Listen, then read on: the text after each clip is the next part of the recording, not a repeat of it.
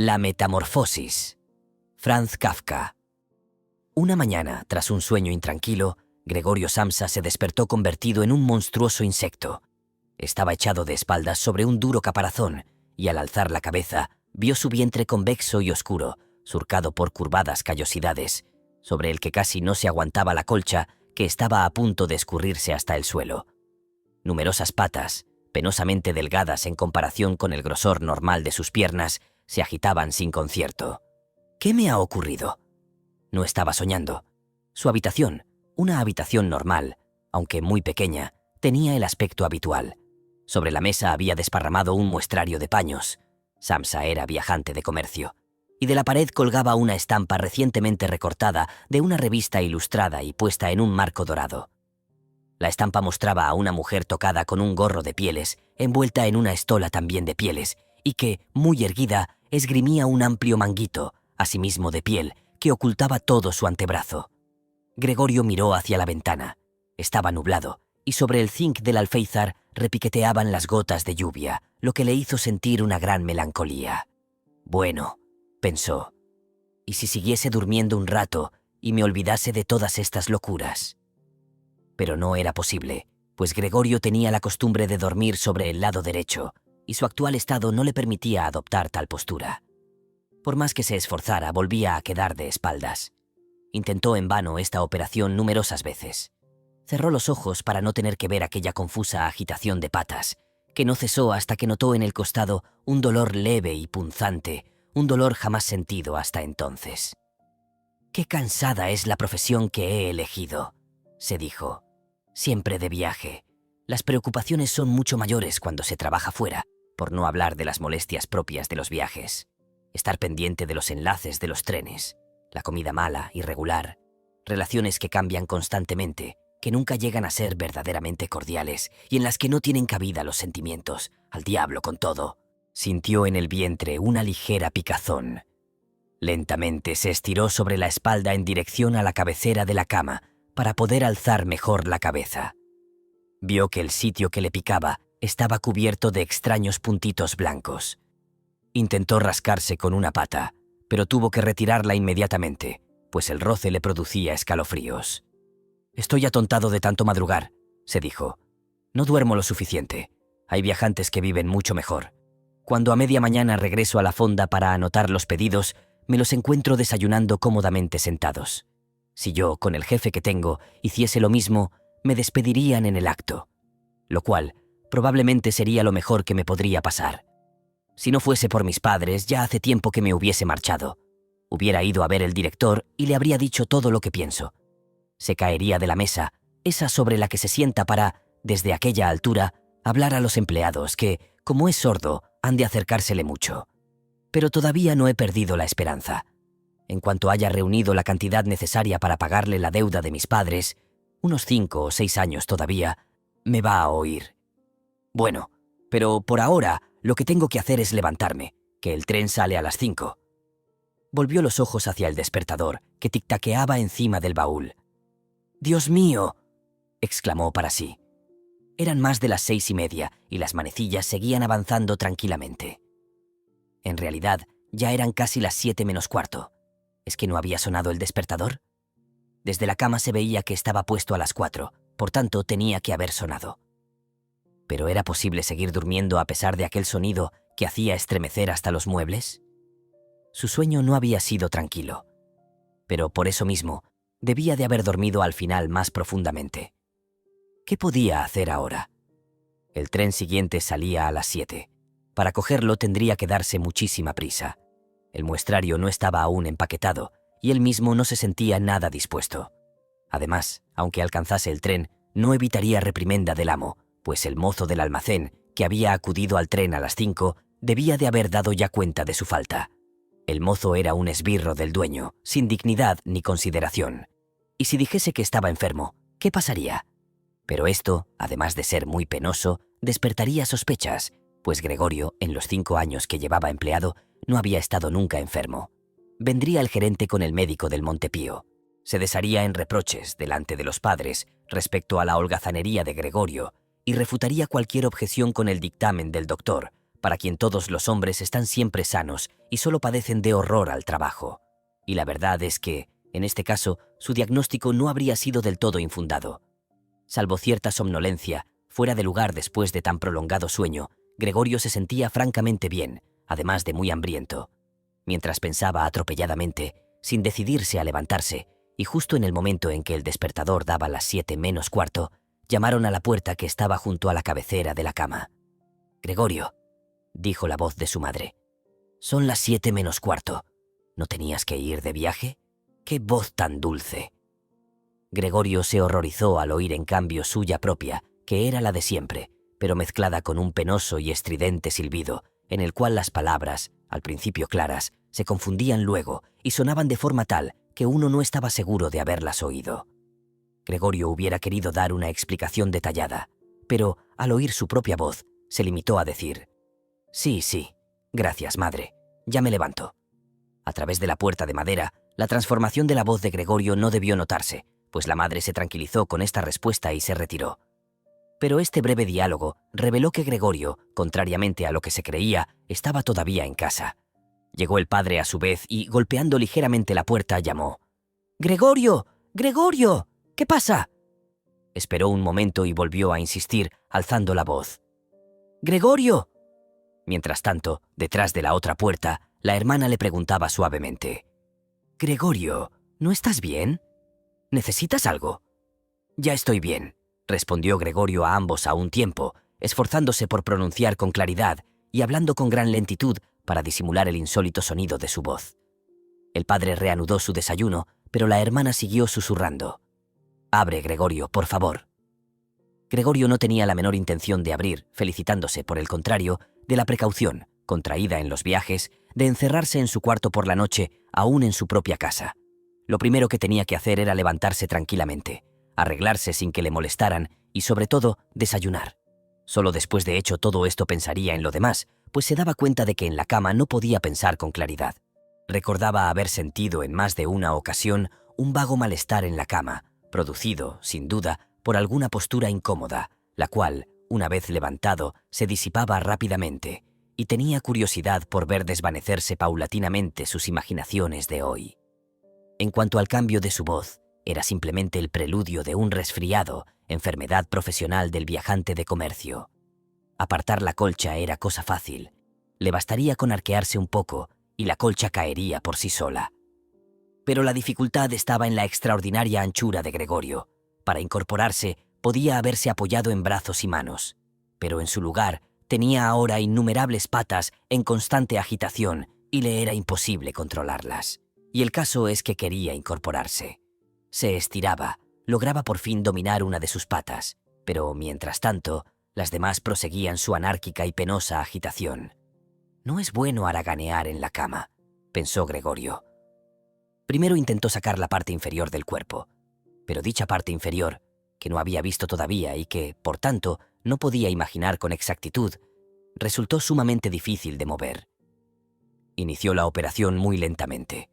Hizo acopio de energías y se arrastró hacia adelante. Pero calculó mal la dirección, se dio un fuerte golpe contra los pies de la cama, y el dolor subsiguiente le reveló que la parte inferior de su cuerpo era quizá, en su nuevo estado, la más sensible. Intentó, pues, sacar la parte superior, y volvió cuidadosamente la cabeza hacia el borde del lecho. Hizo esto sin problemas, y a pesar de su anchura y su peso, el cuerpo siguió por fin, lentamente, el movimiento iniciado por la cabeza. Pero entonces tuvo miedo de continuar avanzando de aquella forma, porque si se dejaba caer así, sin duda se haría daño en la cabeza. Y ahora menos que nunca quería Gregorio perder el sentido. Prefería quedarse en la cama. Pero cuando, después de realizar a la inversa los mismos movimientos, en medio de grandes esfuerzos y jadeos, se halló de nuevo en la misma posición y volvió a ver sus patas moviéndose frenéticamente, comprendió que no podía hacer otra cosa y volvió a pensar que no debía seguir en la cama y que lo más sensato era arriesgarlo todo, aunque solo tuviera una mínima posibilidad. Pero enseguida recordó que meditar serenamente era mejor que tomar decisiones drásticas. Sus ojos se clavaron en la ventana, pero por desgracia, la niebla que aquella mañana ocultaba por completo el lado opuesto de la calle, pocos ánimos le infundió. «Las 7 ya», pensó al oír el despertador. «Las 7 ya, y todavía sigue la niebla». Durante unos momentos permaneció echado, inmóvil y respirando lentamente, como si esperase que el silencio le devolviera a su estado normal. Pero al poco rato pensó: antes de que den las 7:15, es indispensable que me haya levantado. Además, seguramente vendrá alguien del almacén a preguntar por mí, pues abren antes de las 7. Se dispuso a salir de la cama, balanceándose sobre su borde. Dejándose caer de esta forma, la cabeza, que pensaba mantener firmemente erguida, probablemente no sufriría daño ninguno. La espalda parecía resistente, y no le pasaría nada al dar con ella en la alfombra. Únicamente le hacía vacilar el temor al estrépito que esto habría de producir, y que sin duda asustaría a su familia. Pero no quedaba más remedio que correr el riesgo. Ya estaba Gregorio con casi medio cuerpo fuera de la cama. El nuevo método era como un juego, pues consistía simplemente en balancearse hacia atrás, cuando cayó en cuenta de que todo sería muy sencillo si alguien viniese en su ayuda. Con 2 personas robustas, y pensaba en su padre y en la criada, bastaría. Solo tendrían que pasar los brazos por debajo de su abombada espalda, sacarle de la cama y, agachándose luego con la carga, dejar que se estirara en el suelo, en donde era de suponer que las patas se mostrarían útiles. Ahora bien, y prescindiendo del hecho de que las puertas estaban cerradas con llave, ¿convenía realmente pedir ayuda? Pese a lo apurado de su situación, no pudo por menos de sonreír. Había adelantado ya tanto que un solo balanceo, algo más enérgico que los anteriores, bastaría para hacerle bascular sobre el borde de la cama. Además, pronto no le quedaría más remedio que decidirse, pues solo faltaban 5 minutos para las 7:15. En ese momento, llamaron a la puerta del piso. «Debe ser alguien del almacén», pensó Gregorio, mientras sus patas se agitaban cada vez más rápidamente. Por un momento, permaneció todo en silencio. «No abren», pensó entonces, aferrándose a tan descabellada esperanza. Pero, como no podía por menos de suceder, oyó aproximarse a la puerta las fuertes pisadas de la criada. Y la puerta se abrió. A Gregorio le bastó oír la primera palabra del visitante para percatarse de quién era. Era el gerente en persona. ¿Por qué estaría Gregorio condenado a trabajar en la cual la más mínima ausencia despertaba inmediatamente las más terribles sospechas? ¿Es que los empleados eran todos unos sinvergüenzas? ¿Es que no podía haber entre ellos algún hombre de bien que, después de perder un par de horas en la mañana, se volviese loco de remordimiento y no estuviera en condiciones de abandonar la cama? ¿Es que no bastaba con mandar a un chico a preguntar, suponiendo que tuviese fundamento esa manía de averiguar, sino que tenía que venir el mismísimo gerente a enterar a una inocente familia de que solo él tenía autoridad para intervenir en la investigación de tan grave asunto? Y Gregorio, excitado por estos pensamientos más que decidido a ello, se tiró violentamente de la cama. Se oyó un golpe sordo, pero no demasiado. La alfombra amortiguó la caída. La espalda tenía mayor elasticidad de lo que Gregorio había supuesto, y esto evitó que el ruido fuese tan estrepitoso como había temido. Pero no tuvo cuidado de mantener la cabeza suficientemente erguida. Se lastimó, y el dolor le hizo frotarla furiosamente contra la alfombra. «Algo ha ocurrido ahí dentro», dijo el gerente en la habitación de la izquierda. Gregorio intentó imaginar que al gerente pudiera sucederle algún día lo mismo que hoy a él, cosa ciertamente posible. Pero el gerente, como replicando con energía a esta suposición, dio unos cuantos pasos por el cuarto vecino, haciendo crujir sus zapatos de charol. Desde la habitación contigua de la derecha, la hermana susurró: «Gregorio, está aquí el gerente del almacén». «Ya lo sé», contestó Gregorio débilmente, sin atreverse a levantar la voz hasta el punto de hacerse oír por su hermana. «Gregorio», dijo por fin el padre desde la habitación contigua de la izquierda, «ha venido el señor gerente y pregunta por qué no tomaste el primer tren. No sabemos qué contestar. Además, desea hablar personalmente contigo. ¿Con qué hace el favor de abrir la puerta? El señor tendrá la bondad de disculpar el desorden del cuarto». «Buenos días, señor Samsa», terció entonces amablemente el gerente. «No se encuentra bien», dijo la madre a este último, mientras el padre continuaba hablando junto a la puerta. «Está enfermo, créame. Como si no, iba a perder el tren. Gregorio no piensa más que en el almacén. Si casi me molesta que no salga ninguna noche. Ahora, por ejemplo, ha estado aquí 8 días. Pues bien, ni una sola noche ha salido de casa. Se sienta con nosotros alrededor de la mesa, lee el periódico en silencio o estudia itinerarios. Su única distracción es la carpintería. En 2 o 3 tardes ha tallado un marquito. Cuando lo vea se va a asombrar. Es precioso. Está colocado en su cuarto. Ahora lo verá en cuanto abra Gregorio. Por otra parte, me alegro de que haya venido usted, pues nosotros no hubiéramos podido convencer a Gregorio de que abra la puerta. Es tan testarudo. Seguramente no se encuentra bien, aunque antes dijo lo contrario.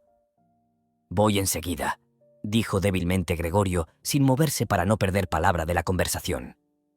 Seguro que es como dice usted, señora, repuso el jefe. Espero que no sea nada serio, aunque, por otra parte, he de decir que nosotros, los comerciantes, tenemos que saber afrontar a menudo ligeras indisposiciones, anteponiendo a todos los negocios. Bueno, preguntó el padre, impacientándose y volviendo a llamar a la puerta. ¿Puede entrar ya el señor? No, respondió Gregorio. En la habitación de la izquierda se hizo un apenado silencio, y en la de la derecha comenzó a sollozar la hermana. ¿Por qué no iba a reunirse con los demás? Claro, acababa de levantarse y ni siquiera habría empezado a vestirse. ¿Pero por qué lloraba? ¿Acaso porque el hermano no se levantaba? ¿Porque no abría la puerta? ¿Porque corría riesgo de perder su empleo, con lo cual el dueño volvería a atormentar a los padres con las viejas deudas? Pero, por el momento, estas preocupaciones no venían a cuento. Gregorio estaba allí, y no pensaba ni remotamente en abandonar a los suyos. Yacía sobre la alfombra, y nadie que supiera en qué estado se encontraba hubiera pensado que podía hacer pasar a su jefe. Pero esta leve descortesía, que más adelante explicaría satisfactoriamente, no era motivo suficiente para despedirle. Y Gregorio pensó que, de momento, en vez de molestarle con quejas y sermones, era mejor dejarle en paz. Pero la incertidumbre en que se hallaban con respecto a él era precisamente lo que inquietaba a los otros, disculpando su actitud. «Señor Samsa», dijo por fin el gerente con voz engolada, «¿qué significa esto? Se ha atrincherado usted en su cuarto y no contesta más que con monosílabos. Inquieta usted inútilmente a sus padres y, dicho sea de paso, falta a su obligación con el almacén de una manera inconcebible. Le hablo en nombre de sus padres y de la empresa, y le ruego encarecidamente que se explique enseguida y con claridad. Estoy asombrado. Yo le tenía a usted por un hombre formal y juicioso, y no entiendo estas extravagancias. La verdad es que el señor director me insinuó esta mañana una posible explicación de su ausencia, el cobro que se le encomendó que hiciese efectivo anoche. Yo dije que respondía personalmente que no había ni que pensar en tal posibilidad, pero por ahora, ante esta incomprensible actitud, no siento ya deseos de seguir intercediendo por usted. Su posición no es, desde luego, muy sólida. Mi intención era decirle todo esto a solas. Pero como a usted, al parecer, no le importa hacerme perder el tiempo, no veo por qué no habrían de oírlo sus señores padres. Últimamente su trabajo ha dejado bastante que desear. Es verdad que no está en la época más propicia para los negocios. Nosotros mismos lo reconocemos. Pero, señor Samsa, no hay época, no puede haberla, en que los negocios se paralicen. «Ya voy», gritó Gregorio fuera de sí, olvidándose en su excitación de todo lo demás. «Voy inmediatamente». Una ligera indisposición me retenía en la cama. Estoy todavía acostado, pero ya me siento bien. Ahora mismo me levanto. Un momento. Aún no me encuentro tan bien como creía, pero ya estoy mejor. No entiendo cómo me ha podido ocurrir. Ayer me encontraba perfectamente. Sí, mis padres lo saben. Mejor dicho, ya ayer percibí los primeros síntomas. ¿Cómo no me lo habrán notado? ¿Por qué no lo diría yo en el almacén? Pero siempre se cree uno que pondrá bien sin necesidad de quedarse en casa. Por favor, tenga consideración de mis padres. No hay motivo para los reproches que me acaba de hacer. Nunca me han dicho nada parecido. Sin duda no ha visto usted los últimos pedidos que he transmitido. Además, saldré en el tren de las 8. Con estas 2 horas de descanso he recuperado las fuerzas. No se entretenga usted más. Enseguida voy al almacén. Explique allí esto, se lo suplico, y presente mis respetos al director. Mientras decía atropelladamente todo esto, Gregorio, gracias a la habilidad adquirida en la cama, se acercó sin dificultad al baúl e intentó enderezarse apoyándose en él. Quería abrir la puerta, presentarse ante el gerente, hablar con él. Sentía curiosidad por saber lo que dirían cuando le viesen los que tan insistentemente le llamaban. Si se asustaban, no era culpa de él y no tenía nada que temer. Si por el contrario se quedaban tranquilos, tampoco él tenía por qué excitarse y podía, si se daba prisa, estar a las 8 en la estación. Varias veces resbaló contra las lisas paredes del baúl, pero al fin logró incorporarse. El dolor en el abdomen, aunque muy intenso, no le preocupaba. Se dejó caer contra el respaldo de una silla cercana, a cuyos bordes se agarró fuertemente con sus patas. Logró tranquilizarse y calló para escuchar lo que decía el gerente. ¿Han entendido una sola palabra?, preguntó este a los padres. ¿No será que se hace el loco? «Por el amor de Dios», exclamó la madre llorando. «Tal vez se encuentre muy mal y nosotros le estamos mortificando». Y seguidamente llamó: «¡Grete! ¡Grete!». «¿Qué quieres, madre?», contestó la hermana desde el otro lado de la habitación de Gregorio, a través de la cual hablaban. «Tienes que ir enseguida a buscar al médico. Gregorio está enfermo. Ve corriendo. ¿Has oído cómo hablaba?». «Es una voz de animal», dijo el gerente, que hablaba en voz muy baja en comparación con los gritos de la madre. «¡Ana, Ana!», llamó el padre, volviéndose hacia la cocina a través del recibidor y dando palmadas. «Vaya inmediatamente a buscar un cerrajero». Se oyó por el recibidor el rumor de las faldas de dos jóvenes que salían corriendo. Cómo se habría vestido la hermana, y el ruido brusco de la puerta del piso abrirse. Pero no se escuchó ningún portazo. Debían de haber dejado la puerta abierta, como suele suceder en las casas en donde ha ocurrido una desgracia. Gregorio, sin embargo, estaba mucho más tranquilo.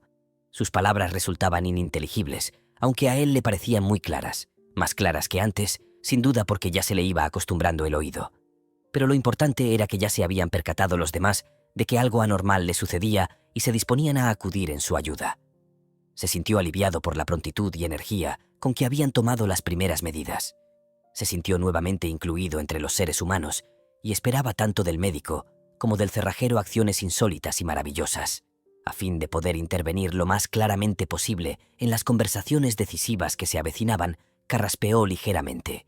Lo hizo muy levemente, por temor a que también este ruido sonase a algo que no fuese una tos humana, pues ya no tenía seguridad de poder apreciarlo. Mientras tanto, en la habitación contigua reinaba un profundo silencio. Tal vez los padres, sentados a la mesa con el gerente, estuvieran hablando en voz baja. Tal vez permanecieran pegados a la puerta, escuchando. Gregorio se deslizó lentamente con la silla hacia la puerta. Al llegar allí, soltó la silla, se dejó caer contra la puerta y se sostuvo en pie, pegado a ella por la viscosidad de sus patas. Descansó así un momento del esfuerzo realizado. Luego intentó hacer girar la llave con la boca. Por desgracia, no parecía tener dientes propiamente dichos. ¿Con qué iba entonces a coger la llave? Pero, en cambio, sus mandíbulas eran muy fuertes y, gracias a ellas, pudo poner la llave en movimiento, sin reparar en el daño que seguramente se hacía, pues un líquido oscuro le salió por la boca, resbalando por la llave y goteando hasta el suelo. «Escuchen», dijo el gerente, «está girando la llave». Estas palabras alentaron mucho a Gregorio, pero todos, el padre, la madre, deberían haber gritado: «¡Adelante, Gregorio!».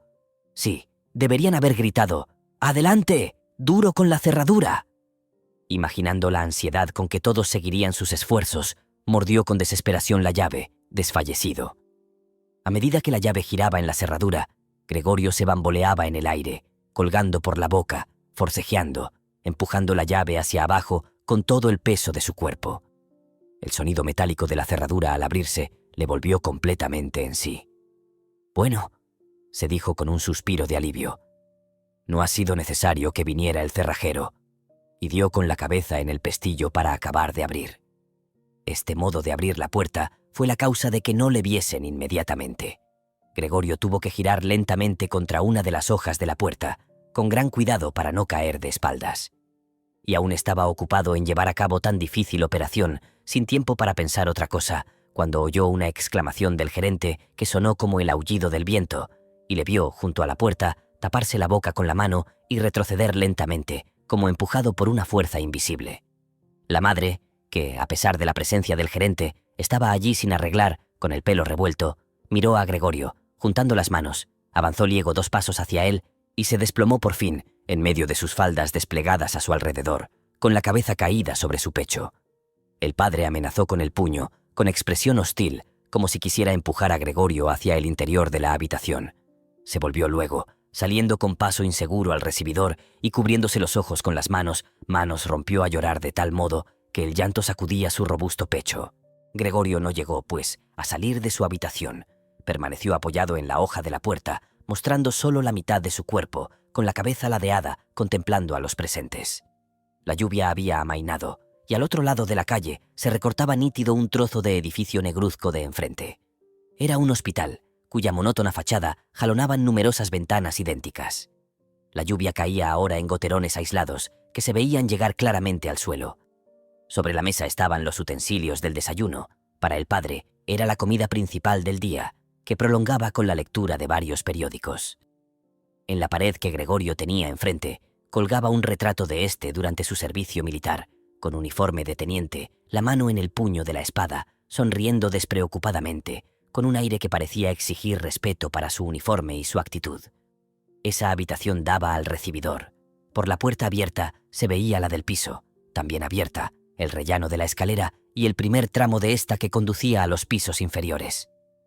«Bueno», dijo Gregorio, convencido de ser el único que había conservado la calma. «Enseguida me visto, recojo el muestrario y me voy. Me dejaréis que salga de viaje, ¿verdad? Ya ve usted, señor gerente, que no soy testarudo y que trabajo con gusto. Viajar es cansado, pero yo no sabría vivir sin viajar. ¿A dónde va usted? ¿Al almacén? ¿Sí? ¿Lo contará todo tal como ha sucedido?» Uno puede tener un bajón momentáneo, pero es precisamente entonces cuando deben acordarse los jefes de lo útil que uno ha sido y pensar que, una vez superado el contratiempo, trabajará con redobladas energías. Yo, como usted bien sabe, le estoy muy agradecido al señor director. Por otra parte, tengo que atender a mis padres y a mi hermana. Es verdad que hoy me encuentro en un apuro, pero trabajando saldré bien de él. No me ponga las cosas más difíciles de lo que están. Póngase de mi parte. Ya sé que al viajante no se le quiere. Todos creen que gana el dinero a espuertas, sin trabajar apenas. No hay ninguna razón para que este prejuicio desaparezca, pero usted está más enterado de lo que son las cosas que el resto del personal, incluso que el propio director, que en su calidad de propietario, se equivoca con frecuencia respecto a un empleado. Usted sabe muy bien que el viajante, como está fuera del almacén la mayor parte del año, es fácil blanco de habladurías, equívocos y quejas infundadas, contra las cuales no le es fácil defenderse, ya que la mayoría de las veces no llegan a sus oídos y solo al regresar reventado de un viaje empieza a notar directamente las consecuencias negativas de una acusación desconocida. No se vaya sin decirme algo que me pruebe que me da usted la razón, por lo menos en parte. Pero, desde las primeras palabras de Gregorio, el gerente había dado media vuelta y le contemplaba por encima del hombro, con una mueca de repugnancia en el rostro. Mientras Gregorio hablaba, no permaneció un momento quieto. Se retiró hacia la puerta sin quitarle la vista de encima, muy lentamente, como si una fuerza misteriosa le retuviese allí. Llegó, por fin, al recibidor y dio los últimos pasos con tal rapidez que parecía que estuviera pisando brasas ardientes. Alargó el brazo derecho en dirección a la escalera, como si esperase encontrar allí milagrosamente la libertad. Gregorio comprendió que no debía permitir que el gerente se marchara de aquel modo, pues si no su puesto en el almacén estaba seriamente amenazado. No lo veían los padres tan claro como él, porque, con el transcurso de los años, habían llegado a pensar que la posición de Gregorio en aquella empresa era inamovible. Además, con la inquietud del momento, se habían olvidado de toda prudencia. Pero no así Gregorio, que se daba cuenta de que era indispensable retener al gerente y tranquilizarle. De ello dependía el porvenir de Gregorio y de los suyos, si al menos estuviera allí su hermana. Era muy lista. Había llorado cuando Gregorio yacía aún tranquilamente sobre su espalda. Seguro que el gerente, hombre galante, se hubiera dejado convencer por la joven. Ella habría cerrado la puerta del piso y le habría tranquilizado en el recibidor. Pero no estaba su hermana, y Gregorio tenía que arreglárselas solo, sin reparar en que todavía no conocía sus nuevas facultades de movimiento y que lo más probable era que no lograse entender. Abandonó la hoja de la puerta en que se apoyaba y se deslizó por el hueco formado al abrirse la otra con intención de avanzar hacia el gerente, que seguía cómicamente agarrado a la barandilla del rellano. Pero inmediatamente cayó al suelo, intentando con grandes esfuerzos sostenerse sobre sus innumerables y diminutas patas, profiriendo un leve quejido. Entonces se sintió, por primera vez en el día, invadido por un verdadero bienestar. Las patitas, apoyadas en el suelo, le obedecían perfectamente. Con alegría, vio que empezaban a llevarle a donde deseaba ir, dándole la sensación de que sus sufrimientos habían concluido. Pero en el momento en que Gregorio empezaba a avanzar lentamente, balanceándose a ras de tierra, no lejos y enfrente de su madre, ésta, pese a su desvanecimiento previo, dio de pronto un brinco y se puso a gritar, extendiendo los brazos con las manos abiertas. ¡Socorro! ¡Por el amor de Dios! ¡Socorro! Inclinaba la cabeza como para ver mejor a Gregorio, pero de pronto, como para desmentir esta impresión, se desplomó hacia atrás cayendo sobre la mesa, y ajena al hecho de que estaba aún puesta, quedó sentado en ella, sin darse cuenta de que a su lado el café salía de la cafetera volcada, derramándose sobre la alfombra. ¡Madre! ¡Madre!, gimió Gregorio, mirándola desde abajo. Por un momento se olvidó del gerente, y no pudo evitar, ante el café vertido, abrir y cerrar repetidas veces las mandíbulas en el vacío. Su madre, gritando de nuevo y huyendo de la mesa, se lanzó en brazos del padre, que corrió a su encuentro. Pero Gregorio no podía dedicar ya su atención a sus padres. El gerente estaba en la escalera y, con la barbilla apoyada sobre la baranda, dirigía una última mirada a aquella escena. Gregorio tomó impulso para darle alcance, pero él debió de comprender su intención, pues, de un salto, bajó varios escalones y desapareció, profiriendo unos alaridos que resonaron por toda la escalera. Para colmo de males, la huida del jefe pareció trastornar por completo al padre, que hasta entonces se había mantenido relativamente sereno, pues, en lugar de correr tras el fugitivo, o por lo menos permitir que así lo hiciese Gregorio, empuñó con la diestra el bastón del gerente, que éste no había recogido, como tampoco su sombrero y su gabán, olvidados en una silla, y armándose con la otra mano de un gran periódico que había sobre la mesa, se dispuso, dando fuertes patadas en el suelo, esgrimiendo papel y bastón, a hacer retroceder a Gregorio hasta el interior de su cuarto. De nada le sirvieron a éste sus súplicas, que no fueron entendidas, y aunque inclinó sumiso la cabeza, solo consiguió excitar aún más a su padre. La madre, a pesar del mal tiempo, había abierto una ventana y, violentamente inclinada hacia afuera, se cubría el rostro con las manos. Entre el aire de la calle y el de la escalera se estableció una fuerte corriente. Las cortinas de la ventana se ahuecaron. Sobre la mesa se agitaron los periódicos y algunas hojas sueltas se agitaron por el suelo. El padre, inflexible, resoplaba violentamente, intentando hacer retroceder a Gregorio. Pero éste carecía aún de práctica en la marcha hacia atrás y la cosa iba muy despacio, si al menos hubiera podido moverse. En un santiamén se hubiese encontrado en su cuarto. Pero temía, con su lentitud en girar, impacientar a su padre, cuyo bastón podía deslomarle o abrirle la cabeza. Finalmente, sin embargo, no tuvo más remedio que volverse, pues advirtió contrariado que, caminado hacia atrás, no podía controlar la dirección. Así que, sin dejar de mirar angustiosamente a su padre, empezó a girar lo más rápidamente que pudo, es decir, con extraordinaria lentitud. El padre debió percatarse de su buena voluntad, pues dejó de hostigarle, dirigiendo incluso de lejos con la punta del bastón el movimiento giratorio, si al menos hubiese dejado de resopla. Esto era lo que más alteraba a Gregorio. Cuando ya iba a terminar el giro, aquel resoplido le hizo equivocarse, obligándole a retroceder poco a poco. Por fin logró quedarse frente a la puerta, pero entonces recordó que su cuerpo era demasiado ancho para poder pasar sin más. Al padre, en medio de su excitación, no se le ocurrió abrir la otra hoja para dejar espacio suficiente.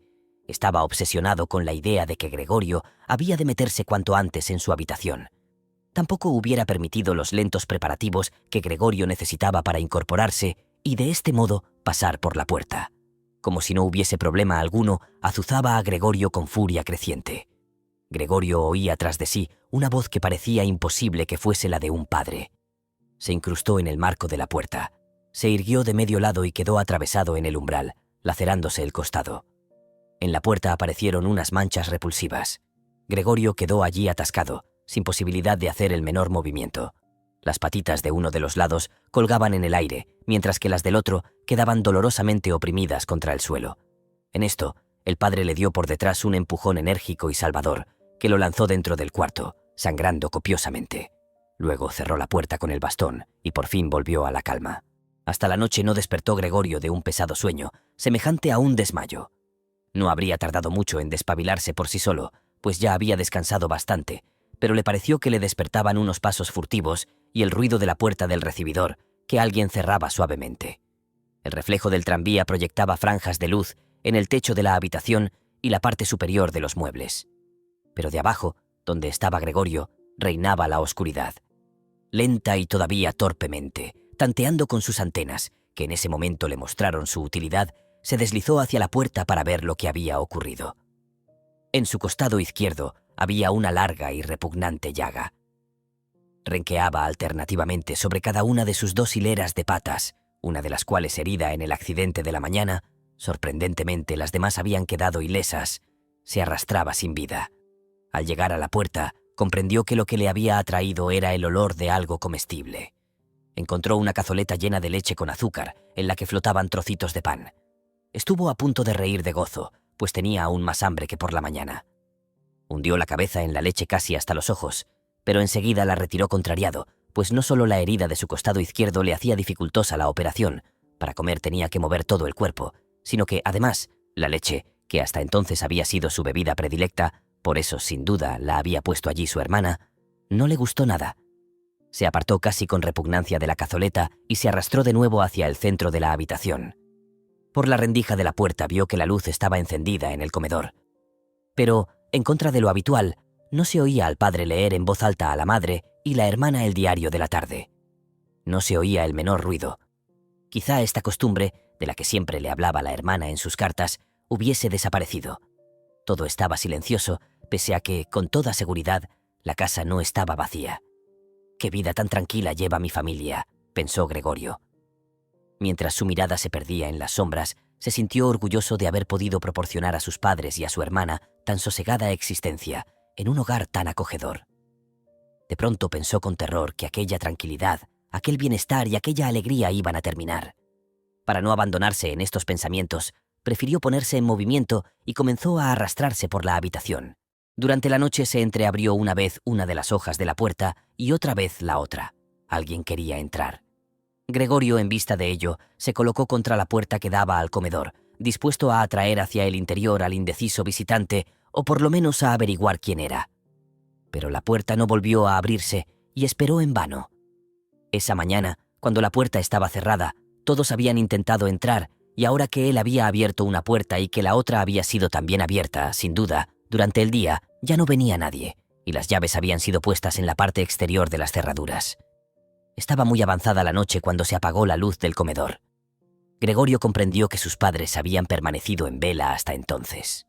Oyó cómo se alejaban de puntillas. Hasta la mañana no entraría seguramente nadie a ver a Gregorio.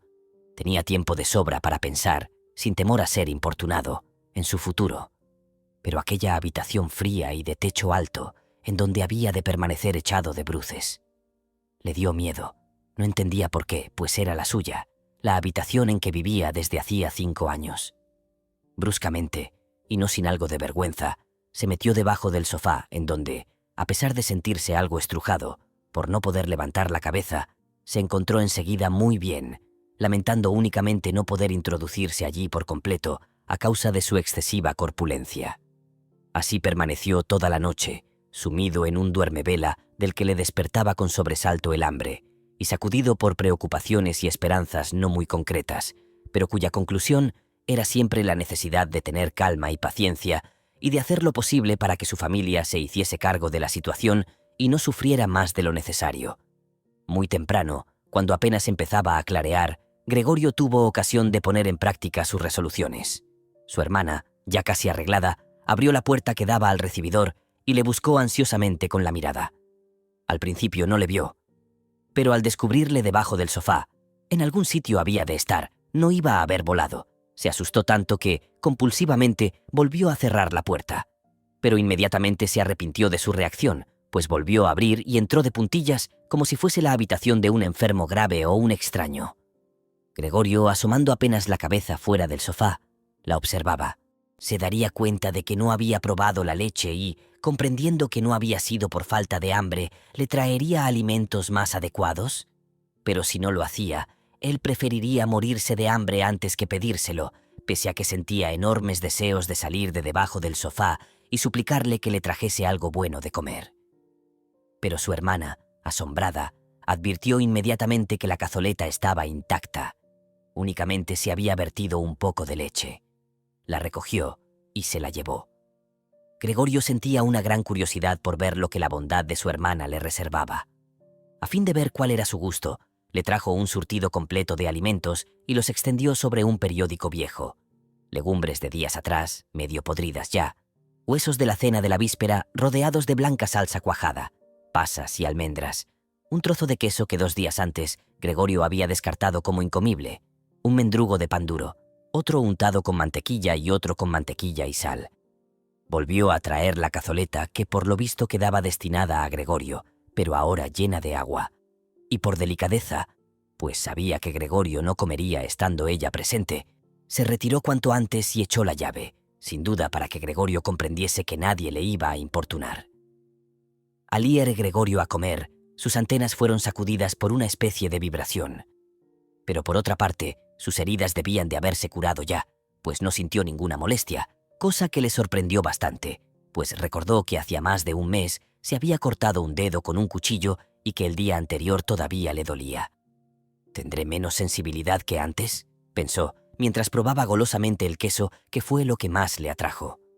Con gran avidez y llorando de alegría, devoró sucesivamente el queso, las legumbres y la salsa. En cambio, los alimentos frescos le disgustaron.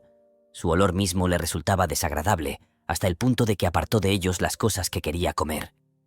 Hacía un buen rato que había terminado y permanecido estirado perezosamente en el mismo sitio, cuando la hermana, sin duda para darle tiempo a retirarse, empezó a girar lentamente la llave.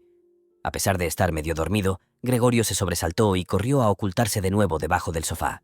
Para permanecer allí, aunque solo fue el breve tiempo que su hermana estuvo en el cuarto, tuvo que hacer esta vez gran esfuerzo de voluntad, pues a consecuencia de la abundante comida, su cuerpo se había abultado lo suficiente como para que apenas pudiera respirar en aquel reducido espacio. Un tanto sofocado, contempló con los ojos desorbitados cómo su hermana, ajena a lo que le sucedía, barría no solo los restos de la comida, sino también los alimentos que Gregorio no había tocado, como si ya no pudiesen aprovecharse. Y vio también cómo lo tiraba todo a un cubo, que cerró con una tapa de madera. Apenas se hubo marchado su hermana con el cubo, Gregorio salió de su escondrijo, se estiró y respiró profundamente. De esta manera recibió Gregorio, día tras día, su comida. Una vez por la mañana temprano, antes de que se levantaran sus padres y la criada, y otra después del almuerzo, mientras los padres dormían la siesta y la criada salía a algún recado al que la mandaba la hermana. Sin duda sus padres tampoco querían que Gregorio se muriese de hambre, pero tal vez no hubieran podido soportar el espectáculo de sus comidas, y era mejor que solo tuvieran noticias de ellas a través de la hermana. Tal vez también quería ésta ahorrarles un sufrimiento extra. Gregorio no pudo averiguar con qué disculpas habían despedido la primera mañana al médico y al cerrajero. Como nadie le entendía, nadie pensaba, ni siquiera su hermana, que él pudiese entender a los demás. Tenía, pues, que contentarse, cuando su hermana entraba en su cuarto, con oírla gemir y lamentarse. Más adelante, cuando ella se hubo acostumbrado un poco a la nueva situación, desde luego no se podía esperar que se acostumbrase por completo, Gregorio empezó a notar en ella ciertos indicios de amabilidad. Hoy sí que le ha gustado, decía, cuando Gregorio había apurado la comida, mientras que en el caso contrario, cada vez más frecuente, solía decir apenada, «Vaya, hoy lo ha dejado todo». Aunque Gregorio no podía obtener directamente ninguna noticia, siempre estaba atento a lo que sucedía en las habitaciones contiguas, y en cuanto oía voces, corría hacia la puerta correspondiente y se pegaba a ella. Al principio todas las conversaciones se referían a él, aunque no claramente. Durante 2 días, en todas las comidas se discutió lo que correspondía hacer en lo sucesivo. También fuera de las comidas se hablaba de lo mismo. Ninguno de los miembros de la familia quería quedarse solo en casa, y como tampoco querían dejarla abandonada, siempre había por lo menos 2 personas. Ya el primer día, la criada, de la que no sabían hasta qué punto estaba enterada de lo ocurrido, le había rogado a la madre que la despidiese enseguida, y al marcharse, un cuarto de hora después, dando las gracias efusivamente y sin que nadie se lo pidiese, juró solemnemente que no contaría nada a nadie. La hermana tuvo que ayudar a cocinar a la madre, cosa que en realidad no le daba mucho trabajo, pues casi no comían. Gregorio los oía continuamente animarse en vano unos a otros a comer, siendo un «gracias, ya he comido bastante», u otra frase por el estilo, la respuesta invariable a estos requerimientos. Tampoco bebían casi nada. Con frecuencia preguntaba la hermana al padre si quería cerveza, ofreciéndose a ir a buscarla. Callaba el padre, y entonces ella añadía que también podían mandar a la portera. Pero el padre respondía finalmente con una negativa tajante, y no se hablaba más del asunto. Ya el primer día el padre planteó a la madre y a la hermana la situación económica de la familia y sus perspectivas futuras.